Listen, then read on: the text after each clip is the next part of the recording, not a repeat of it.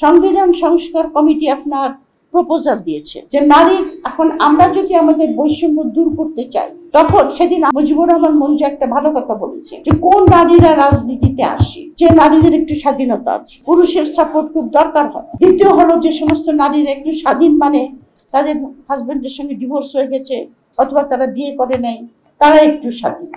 যে এই মুহূর্তে আপনার একজন পুরুষের সঙ্গে বিবাহিত হন, তখনই আপনার একটা পুরুষের আন্ডারে থাকে। এই জিনিসটা আপনার ঠিক করতে হবে। এই যে নারীর বিরুদ্ধে যে বৈষম্য, এটা দূর করতে হলে ব্যাপক নারীর রাজনীতিতে অংশ নিতে হবে। শুধু রাজনীতিতে অংশ নিতে হবে না, আপনারা কি করে পার্লামেন্টে যাবেন সেটা চিন্তা করতে হবে।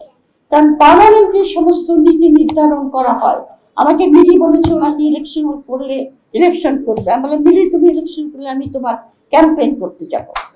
বিকজ মিলির মতো মেয়ে, বন্যার মতো মেয়ে, এই সমস্ত মেয়েদেরই আপনার সংসদে যাওয়া উচিত। মমতাজ চাই না আমরা যে আপনার সংসদে বসে গান গাইবে। সংসদ চালাতে 3 মিনিটে 3 লক্ষ টাকা খরচ হয়। আমি গুনেছি মমতাজ একদিন 15 মিনিট ধরে গান গিয়েছে, এবং আমি দেখলাম যে তাহলে 3-15 কত, বাপরে এত লক্ষ টাকা আমার পকেট থেকে নিয়ে গেল। কারণ পাবলিক মানিতে তো সংসদ হয়।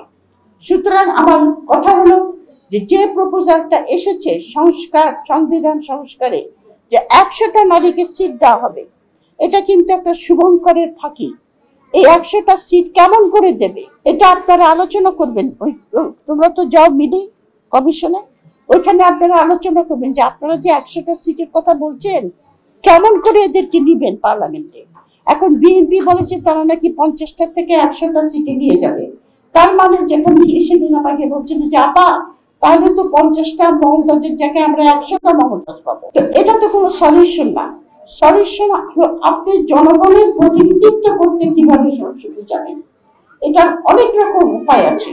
যেরকম পিআর নিয়ে একটা কথা হচ্ছে, প্রপোর্শনাল রিপ্রেজেন্টেশন নিয়ে একটা কথা হচ্ছে। এটা যদিও এটা ডেমোক্রেটিক, কিন্তু এটা একটা জটিল প্রসেস। প্রপোর্শনাল রিপ্রেজেন্টেশনের কথা আপনারা চিন্তা করতে পারেন। আপনারা বলতে পারেন পলিটিক্যাল পার্টিকে কম্পেল করবো যে তোমরা 10%, 20%, 25% নারীকে দেবেন। বদিউল আলম মজুমদার যে প্রস্তাব দিয়েছে ঘূর্ণীয়মান, এটা আমি মনে করি সবচেয়ে আনপ্র্যাকটিক্যাল, মোস্ট লাইকলি আনপ্র্যাকটিক্যাল। অথবা আপনি যদি বলেন যে আপনি 3টা কনস্টিটিউয়েন্সিতে একটা মেয়েকে ইলেক্ট করবেন, সেটাও আনপ্র্যাকটিক্যাল, নট ফিজিবল। সুতরাং আপনাদের সামনে, আমাদের সামনে, আপনাদের মানে পলিটিক্যাল পার্টি হিসেবে বলছি যে একটা অপরচুনিটি এসেছে নতুন বাংলাদেশে। নারীদেরকে কোন জায়গায় নিয়ে যাবেন? আপনারা গণতন্ত্রের কথা বলবেন, 50% জনগণকে রাষ্ট্রীয় ক্ষমতার বাইরে রাখবেন, সেটা কোনো গণতন্ত্র নয়। এই জন্যই বাংলাদেশে গণতন্ত্র বারবার হোঁচট খেয়েছে। এই সুযোগে আলাপ আলোচনার মাধ্যমে আমি 100টা সিট চাই না, আমি ব্যক্তিগতভাবে যে কয়টা সিটে আসবে সেই সিটগুলি যেন আপনার একেবারে আপনার জেনুইন হয়, যে তারা জনগণের প্রতিনিধিত্বশীল, জনগণের অনুমতি নিয়ে ওখানে তারা সংসদে গেছে। সুতরাং এই জিনিসটা আপনাদের মনে রাখতে হবে যে নির্বাচনে যে অংশগ্রহণ নিয়ে সংসদে যাওয়াটাই নারীদের জন্য মূল আপনার যে নারীর এই পথ, পলিটিক্যাল এমপাওয়ারমেন্টের পথ অত্যন্ত কঠিন। প্রথম কথা, একটা নারী ডাবল রোল প্লে করে, সংসার সামলে সে রাজনীতিতে আসে। দ্বিতীয়ত, মেয়েদের হাতে টাকা নাই, ইলেকশন করতে গেলে টাকা। তারপরে মেয়েদেরকে আরেকজন বললেন যে আমরা যখন মেন্টাল লাগে, পলিটিক্স করতে গেলে আপনার একজন মেন্টাল লাগে, মানে আপনার একজন মুরব্বী লাগে। একটা পুরুষ যদি আমার মুরব্বী হয়, তখনই তার বিরুদ্ধে একটা চরিত্রের বদনাম আসে। রাত্রে করে বাড়ি ফিরলে পাড়া প্রতিবেশী ফিস ফিস করে, এটসেট্রা এটসেট্রা, অনেক রকম বাধা আছে। কিন্তু বলে না, দুর্গমগিরি দুস্তর মরু লঙ্ঘিত হবে এই পারাবার।